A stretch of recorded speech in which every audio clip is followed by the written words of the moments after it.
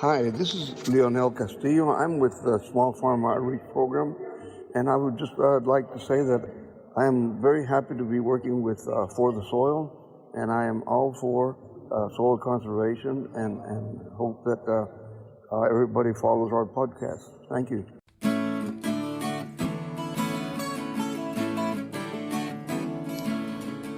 Well, it is my pleasure to welcome everyone to For the Soil, a Conversation. I'm your host, Jeff Ishii, and we've got a special episode lined up for you today. Mr. John Piotti, he is Chief Executive Officer of the American Farmland Trust, and we'll get to that conversation in just a moment. But first of all, I wanted to remind everyone that For the Soil, a Conversation, this is part of an awareness initiative. It's an initiative of the Virginia Soil Health Coalition. The podcast is a collaboration of Virginia Cooperative Extension, On the Farm Radio, the U.S. Department of Agriculture's Natural Resources Conservation Service, and the Virginia Soil Health Coalition. We do receive specific funding for this effort from the Agua Fund and the National Fish and Wildlife Foundation. Thank you so much for your support, and thank you to all the listeners of this podcast. Today's podcast is actually kind of an accidental podcast. It was intended for broadcast on our radio program On the Farm, but we talked a lot with John Piotti about soil health, and we decided this would be perfect for the podcast. Let's go to the show. Welcome to the program, the Chief Executive Officer of the American Farmland Trust, John Piotti. And John, for our listeners who have never heard of the American Farmland Trust, could you describe it for us? Sure. Well, thanks for having me on. American Farmland Trust is an organization that's been around for over 40 years. Some people know our bumper sticker, our iconic green and white bumper sticker that says "No farms, no food." But we do a lot of things. We have offices across the country, and we both are involved in policy, advancing better policy for farming, mostly oriented towards what we call conservation agriculture. So that could be better practices for farmers to help improve the land, or it could be about farmland protection. And we do policy work. We do a lot of research to undergird that work. We do a lot of work in the field with farmers to help them adopt better policies and projects and the like. An amazing amount of resources available at your website, and I don't have it right in front of me, but if I recall, it's farmland.org. You got it. That's right. Very good. Well, it was just a few weeks ago, I believe it was October the 16th, that we all celebrated World Food Day. Tell me about your involvement with that event. Well, World Food Day really provides the perfect opportunity to think about our food system and the farms that support it. So food and agriculture really formed the foundation of civilization. And what I sometimes say is that we can't hope for a sustainable future without sustainable agriculture. And yet our food system is facing some challenges. We got a taste of that during the pandemic, with disruptions in the supply chain, created empty supermarket shelves, some high prices for some products. But those disruptions are small compared to what could happen in the future if we don't move towards a more resilient and sustainable food system. So World Food Day provides an opportunity for us to address those issues forthrightly, to really think about what we need in the future. Now, you mentioned the term sustainable, and over the past 20 years or so, we have heard that term, that phrase, sustainable agriculture, used a lot. But now there's a newer phrase that we're hearing in the agriculture community, and that is regenerative agriculture. Yes. So for our listeners who don't know what that is, explain it to us. Sure. I think the notion there is we want to do more than just sustain what we have now. We actually want to rebuild our soil health. So that's why the term regenerative is being used. But in some ways, the practices aren't really very different. It's a little bit more of a different mindset. Regenerative agriculture involves farming practices that grow food at the same time that they're rebuilding soil health. And this isn't a new concept. As you point out, organizations like American Farmland Trust have been working with farmers on better farming practices for over 40 years. And I think 25, 30 years ago, we usually used the term sustainable ag, but it's essence the same thing. And some of these practices, of course, go back centuries. But the term regenerative is being increasingly applied, and it's being appreciated for a host of good reasons, because better soil health translates into soil that naturally retains more water. That makes it more resilient to drought.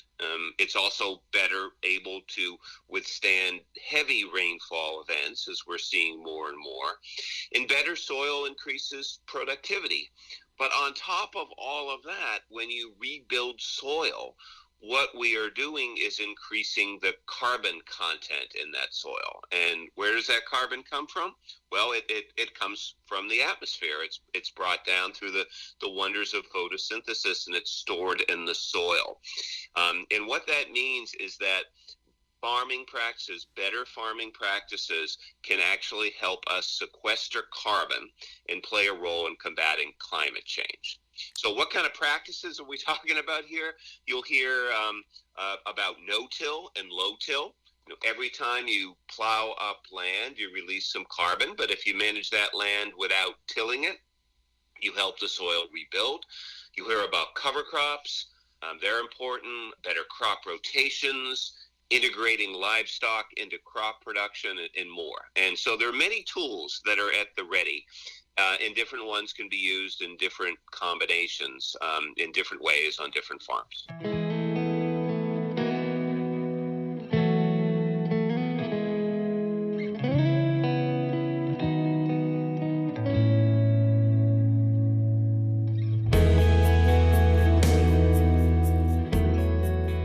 How do we incentivize the improvement of soil health? And I'm not really talking about monetary or funding from the federal government or nonprofits, or how do we convince the average farmer that they have to improve the soil health for the next generation?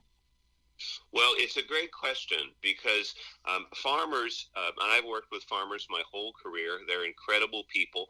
They're stewards of the land. They care deeply about it, but they're often not in a position to make major changes on their property.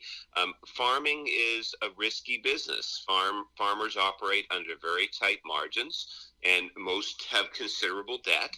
And so if they try something new that fails, they may be the one that loses the farm.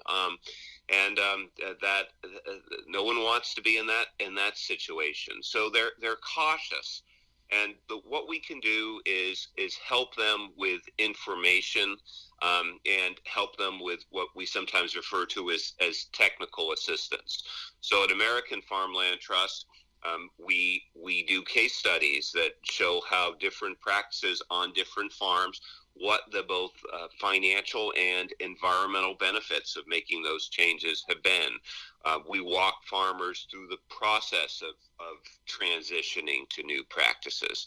And I know what you just said about, I'm not talking here about government incentives, but that does play a role too, because there are financial costs to taking on these new practices that aren't going to bring benefit for many years, and yet the farmer who's already on tight margins has to pay for the cover crop seed or the new grain drill or whatever might be needed to implement these practices.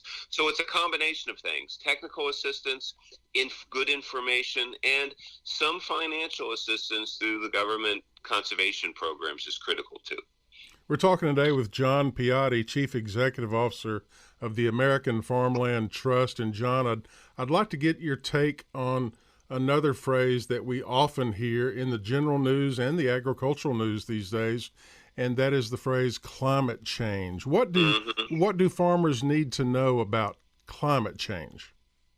Well, I actually think very few farmers deny that climate change is happening because they are living with it, and over time, farmers they've seen some broad changes in weather patterns. They've seen changes in planting cycles and pollination timing and pest pressure and the like, and then in many cases they've had to deal with some pretty catastrophic events: fires and floods, severe drought. Tens of thousands of acres of farmland out west were left fallow this year because of lack of water. And meanwhile, some Midwest farmers couldn't plant because the land was literally underwater. So climate change is real and happening. I think farmers are worried about the additional pressures it's going to put on their farm operation. I think, quite frankly, many farmers are also worried about what the government might do in the face of climate change to tell them how to farm. So there's concern out there, concern about what's happening in the environment, and concern about what steps government might take to force on farmers. But the silver lining here in all of this is that regenerative practices of the sort that I described below actually allow farmers to mitigate some of the worst impacts of climate change, like having soil that will retain water better. And at the same time, if all of our farmers were following better practices, we'd actually be combating climate change. We feel that agriculture in America has the chance to be what we call carbon neutral. We could have all of agriculture be sequestering more carbon than it's emitting, and that would be a huge benefit to agriculture and to our planet. What are the consequences if we ignore this issue? Oh, well, it's going to be catastrophic. We are going to have major shifts. You can look at this in so many different ways, but let's just focus on American agriculture for a moment. We're going to have major shifts in agriculture. We're going to have places where used to be fertile areas where we could grow, where because of temperature, because of rainfall, or even because of sea level rise. Think of how much land on the eastern seaboard is farmed right along the water. Those are pieces of farmland that are not going to be able to grow our food in the future in the face of climate change. So we really are going to lose a lot of land out of production. We need that food. We also need our farmland to provide a whole range of environmental services. I mentioned carbon sequestration, but let's not forget water recharge for underground aquifers. Let's not forget wildlife habitat, pollinator habitat, open space, and the like. So climate change is going to have a huge impact on farming.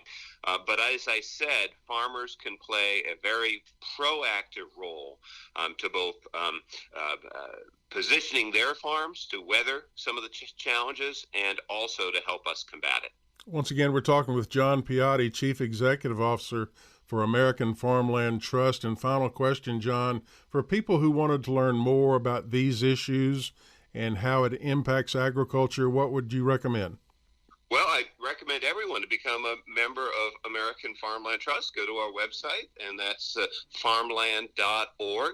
And I guarantee we don't make any money off of your $25 membership. It costs us more than that to send out newsletters, but that's a great way for you to stay informed. And public policy has a role to play here, and we'll send action alerts when things are coming up in Congress and the like, where your involvement could really make a difference. So that's a great way to stay involved. Do new members get one of those nice bumper stickers? Absolutely. We will give you all the bumper stickers you want. All right. Real pleasure having you on the program today. John Piotti, Chief Executive Officer of the American Farmland Trust. Thank you, John. Thank you so much. And today we do have one of the 4 core principles of soil health: presented by Dr. Rory McGuire at Virginia Tech. Keeping the soil covered is very important in terms of preventing soil erosion. Soil erosion is one of the biggest ways to decrease soil quality. If you lose the soil, you're losing the valuable part of your land. So keeping the soil covered prevents soil erosion. And when raindrops directly impact the soil, they can form a crust on the soil surface. They actually break the soil structure right at the soil surface. And once the soil structure is broken at the surface, you don't get any infiltration of water anymore. And of course, if water doesn't infiltrate, it runs off. And when it runs off, it takes the soil with it. So keeping the soil covered is extremely important in terms of preventing surface crust formation and soil erosion.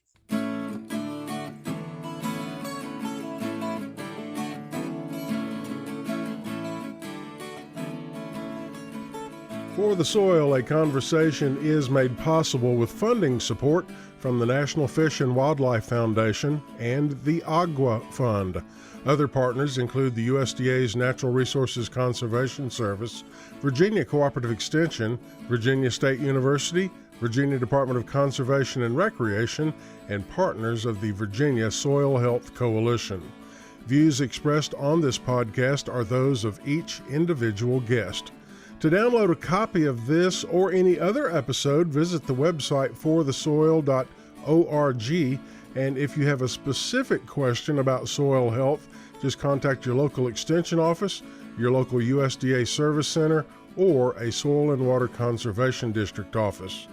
Music used during today's program was provided courtesy of The Flip Charts, Mr. Smith, and Mr. Ruiz.